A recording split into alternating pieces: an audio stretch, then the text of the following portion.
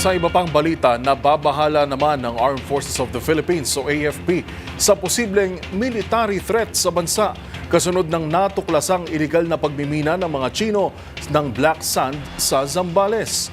Magbabalita si Edniel Parosa. Ikinabahala ng sandatahang lakas ng Pilipinas na baka magamit sa militar ang miniminang black sand para dalhin sa China. Kasunod ito ng ulat ng ilang senador na may mga Chinong iligal na naghahakot ng black sand mula mismo sa Zambales. Ayon kay Rear Admiral Roy Vincent Trinidad, tagapagsalita ng Philippine Navy sa West Philippine Sea, minomonitor ng AFP ang naturang reports.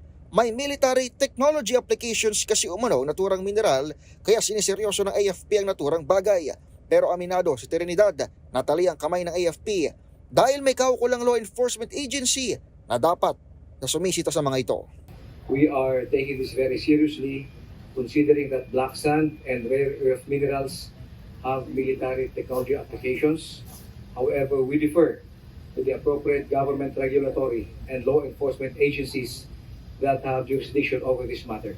Batay sa ulat sa Senado, itinatapon sa West Philippine Sea ang sobrang buhanging ikinakarga mula sa Luzon.